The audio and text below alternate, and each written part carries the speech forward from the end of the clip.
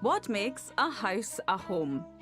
We've been searching the country for Scotland's Home of the Year. Now our judges are visiting the top 3 from each region before choosing one to go through to our national final, scoring them on architectural merit, distinctive design and personal style are interior designer Anna Campbell-Jones. What I'm looking for in a home is individuality, imagination and integrity. And of course, that most important ingredient, love. Architect Danny Campbell. What I'm looking for in a home is an inventive use of space, with a deep connection to its site, delivered with such originality that I can't help but feel inspired. And Isle of Mull-based interior designer Banjo Beale. I'm looking for homes that are packed full of character, packed full of personality, and something that tells me about the characters that live there. This is a really special room. Proper country kitchen for crafty country people. I think I'm going to feel right at home here. In the end, only one can be Scotland's Home of the Year. Our judges are visiting the shortlist in the West. They're starting with a 1960s converted bungalow in Milngavie, home to Anna, Harry, and their daughters Marley and Lexi. We first moved in 2011 and the house was empty, so we just immediately got to work. And only 4 decorating rooms. it. And only 4 rooms. It was tiny. So we put the upstairs on, and then a couple of years ago we did the bigger extension at the back. The interiors are kind of a weird thing. I mean, we both went to art school, but we both work in jobs that are not completely linked to that. So this is kind of our outlet for that. And I think the main thing... Frustrated artist. Yeah. And I think the main thing is it's just like, it's just fun. He's really good at all the practical stuff. And I go, I want stripes. And he goes and does it. And I go, no. No, you go, take those stripes off. And you're like, okay, dear. Yeah. I think that's what's nice about me and Anna. We've got very similar thoughts and tastes and ideas. So the house is kind of a reflection of us. The property has been extended to the back, so the kitchen leads down to an open-plan dining and lounge area. There's also a separate living room, family bathroom, and 2 bedrooms on this floor. The dormer has 2 further bedrooms, including a main with dressing area and ensuite. This is my favourite spot in the home because when we first bought the house, this is actually where the toilet was. So every time I opened the front door, I would see the toilet, and now I see this. Armed with only the basic facts about the property, the judges get their first look at 1960s bungalow. Oh yes, now we're talking. I love a bungalow. The Swiss Army knife of house types, and I can already see multiple extensions. I think I'm going to be in heaven here. I love that the front door of the original bungalow and the extension are both painted that same lovely raspberry red. It's packed full of plants in that front window, isn't it? This is... Don't say jungalow. I won't say that. All right, those plants are calling me. Let's go.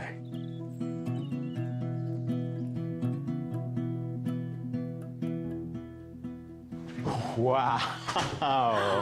Oh, the heart already. This is cool. It's wild.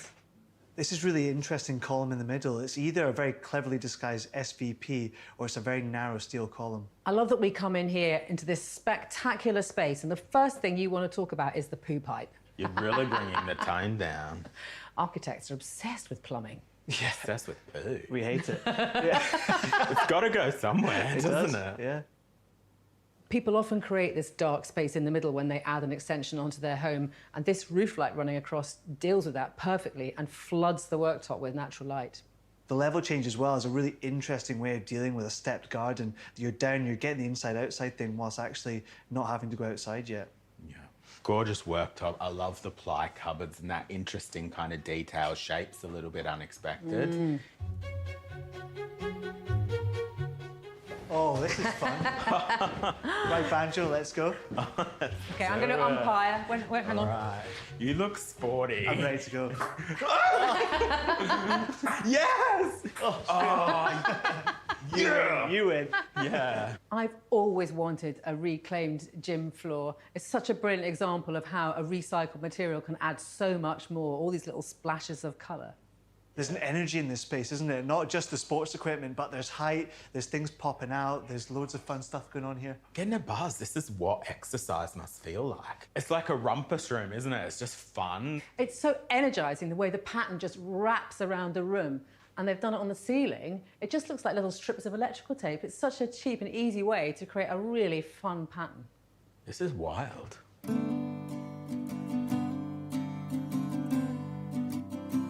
Right, well, this is the original part of the bungalow with the fireplace and the bay window. The difference is it's been smashed in the face by objet d'art. Objet d'art. That's what obnoxious people call knickknacks. Every single object in this room is absolutely fascinating and so diverse. I mean, I kind of want it all. I love the idea of the suburban bungalow and doing this contemporary answer to Artex on the ceiling. Is that wallpaper, or do you think they've painted it on? It's wallpaper. Neighbours walking past. Hello, yes. They're just jealous they don't live here. I'm jealous of I don't live here. I am too. This is a space. Oh, well, have a look at this, guys. This is mad. I love the way they've created impact with such simple decisions. Every bathroom has to have a towel rail, but buy it in red, and then you've got something completely different going on. Those tiles with that nifty little pattern, it's really cool. There's a surprise around every corner, even under the toilet seat there's somebody happy to see you. Well, there's a pretty wild zebra staircase around that corner, so we should probably check that out. Let's have a look.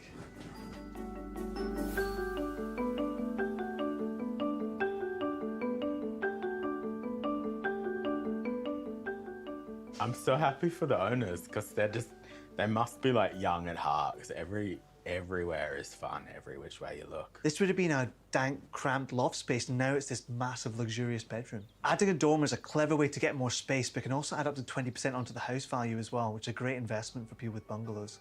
I'm loving this dystopian bedspread with all these weird creatures on it, and then you look out the window and there's this, like, lovely hills. They're having fun with every little thing in here, aren't they?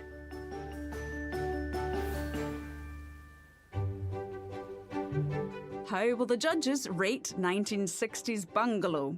1 mark will be held back until they've seen all 3 homes, when their combined scores will be revealed. These types of bungalows repeat themselves a lot throughout the west of Scotland. I've seen so many extensions, but I've never seen something like this. It embodies the personality of the homeowners, and that's really blown me away. I'm going to give this home a 10.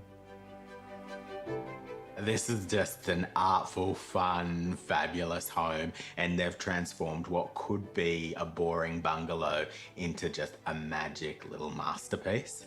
They've taken really interesting materials and turned them into something pretty spectacular. I'm going to give this home a 10. This home provides so much excitement by using and embellishing ordinary things in extraordinary ways. I think this is one of the best examples I've ever seen of somebody trusting their heart when making decisions about what to put in their home. If you really love something, it will work with the other things that you have.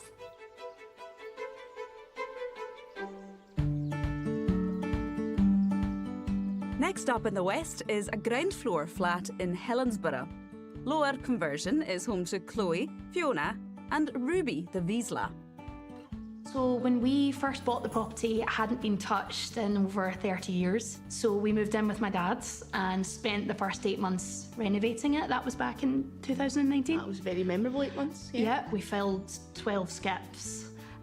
So we completely ripped it out ourselves. I really wanted to panel in the house. So my mum and I watched some YouTube tutorials and we did the whole house. We bought ourselves a wood saw, we bought ourselves some tool belts and A nail gun. everything out with our bed and our sofas has come from someone else. I found real joy in the hunting for things. I absolutely loved it and driving all across the country to pick it up. We got married in the garden and the marquee company came out and said, you can have the 10, but you can't have floor because your garden's, you know, like this. So we had a big wonky wedding on the garden and it was brilliant. to see it now done and to remember what it was and Do you remember how bad it was? Constant rubble. coming here every day in the rain, I'm so proud of it. I'm so proud of us. Yeah. I think it's an amazing achievement.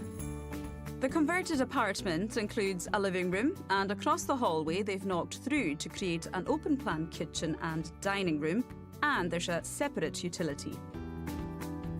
There are 3 bedrooms, 1 with ensuite, and a further 2 bathrooms.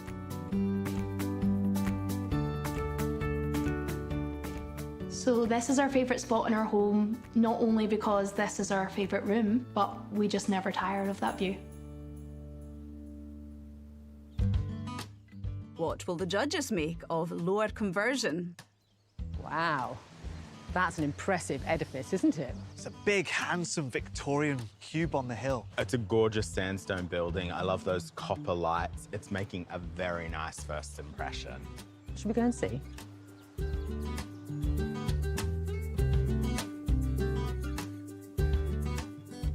I love that we've got a hallway with a view of the water. That's really unusual. This is really where you'd expect the staircase to be. The coving stops very suddenly up there. It's a very difficult detail when you're changing an older property into apartments. I'm loving this. I'm loving this floor. This is actually a luxury vinyl tile flooring. It's done really, really well. Fancy but cheap. Just like you. Yeah, baby. But that is looking really chic through there too. Shall we go and have a look? Yeah. I love they've taken down this wall and really opened up the kitchen dining space and lined everything up with that amazing view. I love a ladder in a kitchen. That's just my dream kitchen. I don't care about the rest. The 2 doors are really bugging me. I really want to remove one of those and give that space back to something more useful. Those panelling details, do you think they're original? I mean, what came first, the cute little puppy portrait or the panelling? Because that fits just perfect there. I really enjoy the contrast in scale with this 60s furniture designed for much smaller homes in this big, grand Victorian setting. I think it works really well because it gives you much more space to move around. They've even got room for a sofa. I love it because it's not overcooked, it's not overstyled. There's lots of little personal touches in here. It's a home.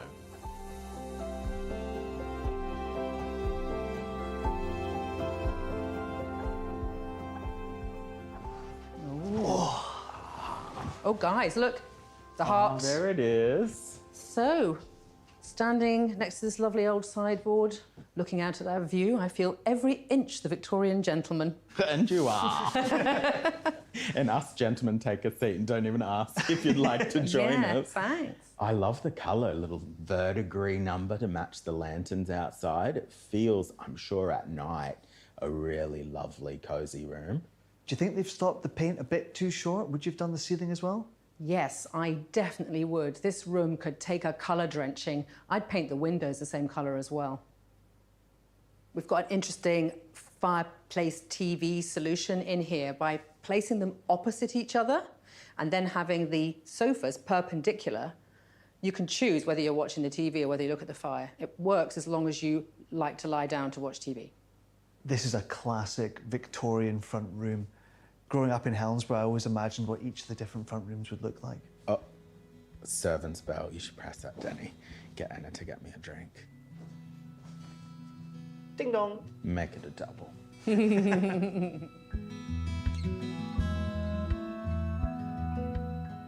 This is nice and calm, isn't it? It's lovely. Got your chaise lounge.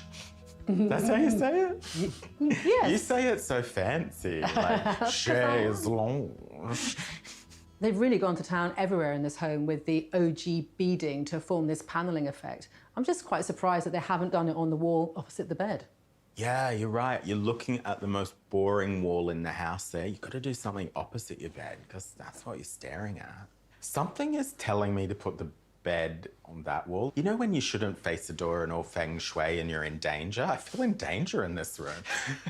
I think they've got the bed in the only place it can be. We've got a door to the ensuite here, and that wall has got the door into the room. I think it'd be very disconcerting to be lying next to that door.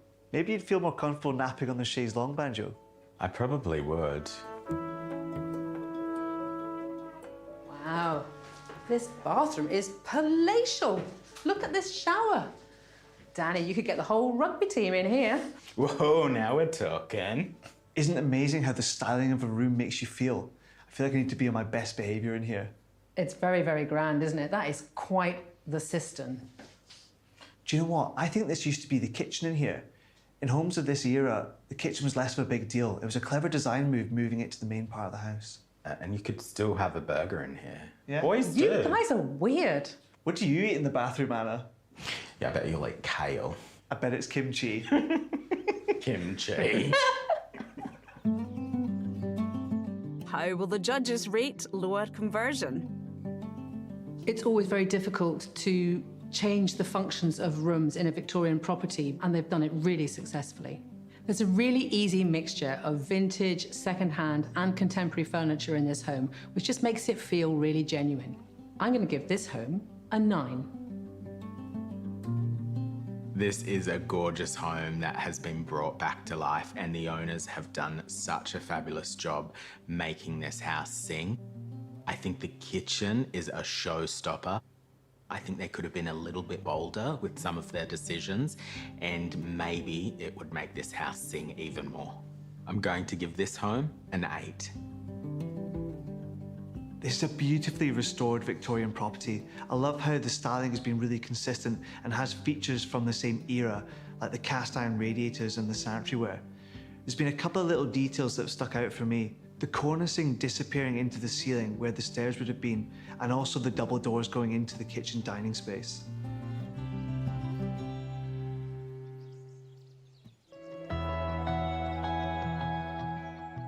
The final home in the West is an eco-friendly modern build in Dunlop.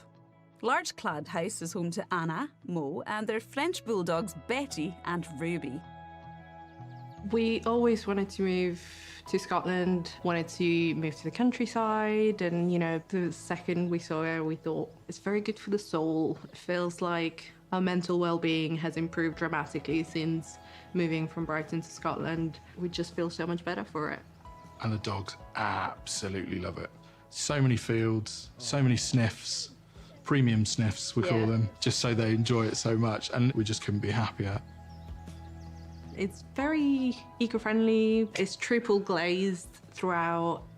We have a air filtration system. We also have underfloor heating, air source heat pump. We've always had a passion for Scandi interiors, so we kind of try to combine a bit of modern, a bit of minimalist, a bit of mid-century. We tend to agree on most things. But, You're the one that finds it. Yeah. I'm the one that moans about having to go and get it. Yeah, I think we're very, very, very proud of the home and can't wait to live here for the rest of time. The architect-designed home has been built with Passive House principles in mind and includes an open-plan kitchen, diner and living room downstairs, as well as a guest bedroom with ensuite and a bathroom. Upstairs, there are 3 bedrooms, including a main with walk-in closet and ensuite. There's also another bathroom, an office space in the hallway, and a reading nook. This is our favourite spot in the home because of the dual aspect windows. We get to see the countryside. Also, this is where we get together with all of our friends, neighbours and family. Time for the judges to explore Larch Clad House. Wow, what a cute little area. It's very bucolic, isn't it? I love that vernacular style gable end. It's just traditional house, but also a bit different. The landscaping's really beautiful. I love this gabion filled with chunky rocks. Yeah, it's beautiful. You've got that Japanese bonsai planting. You've got kind of a Scandinavian vibe. We could be anywhere in the world, but we're in Dunlop. I think this house was based on Passive House principles, which means it should have a quite high energy efficiency rating. Should we get inside and conserve some energy? Let's do it.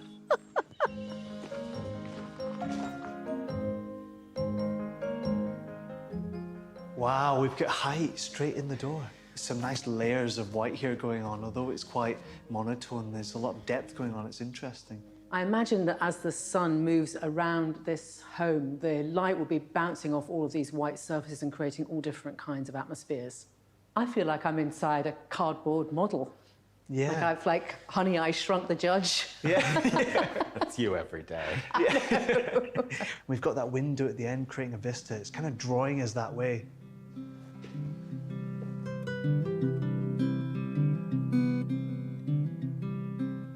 Ooh.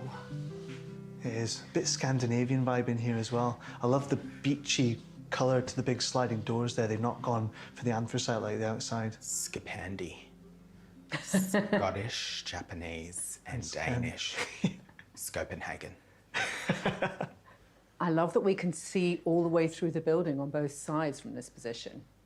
I like how they've not gone full open plan. They've kept this big chunky partition in the middle that, you know, would make you think it's made out of stone by its thickness. I really enjoy that artwork, the patina, the texture of that. It's really natural. And when you paint your house white, that just lets all the artwork and the little things sing.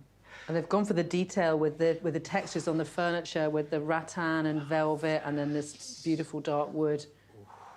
I like the way they've mixed up vintage style furniture, contemporary furniture, and these vintage pieces. I think a home this new needs something with that patina of age to give it character.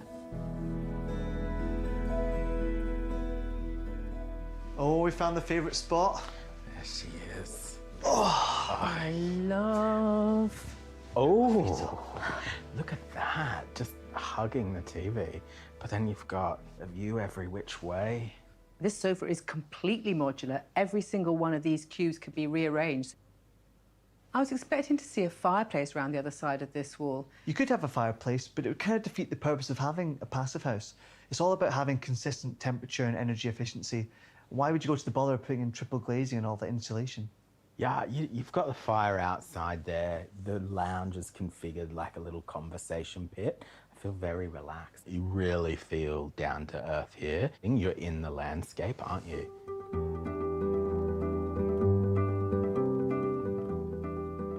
There we go. We've got a compulsory Eames lovely. lounger for me to sit in. Oh,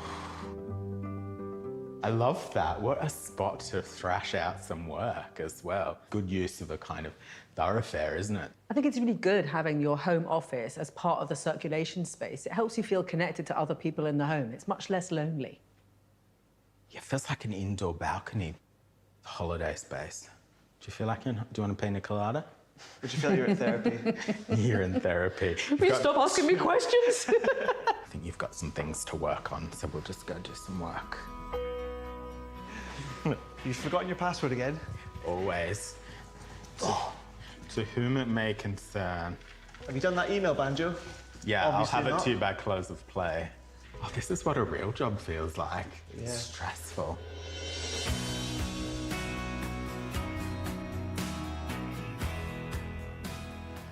Wow.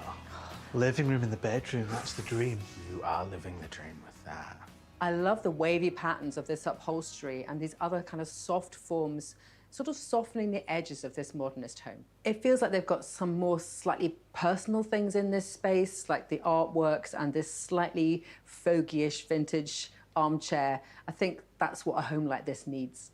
Got the arch over the bed. They've added an arch there into the walk-in robe, so arches the back. And because this room spans the whole width of the building, you have windows on both sides, which means So you'll be your getting morning your light, morning light evening hitting the light. bed, which is Yeah. perfect if you struggle to get up in the morning. I'm sure you wouldn't even struggle to get out of bed here, Banjo. I'm up before you. I've got my run, I've got my yoga, I'm doing my keto, my shakes, you know. Try not to get me out of this bed. My body's a temple, and this house makes me feel even healthier. What will the judges score? Large clad house. It's sometimes really difficult to take a building of a particular methodology and drop it in a landscape as picturesque as this, but I think it works really well. This home isn't just styled beautifully inside, but architecturally it's built differently. And it's got that sustainability characteristic as well, which for me is the cherry on top. I'm going to give this home a 10. I think people feel that there are certain rules about how you furnish and populate a modernist architect-designed home. And here I can sense that the homeowners have pushed it a little further. This white shell acts as a backdrop for the artwork and the objects that these homeowners have collected, and also for the really beautiful new pieces that they've added. I'm going to give this home a 10. I love how grounded this home is in the environment. I think they've really been mindful about their footprint on the planet, and where it's been placed, they've incorporated lots of natural textures, and it feels really calm and inviting and just a lovely space to be in. Maybe I would have loved a few more colours and maybe a little bit more fun, but it's a beautiful home to be in.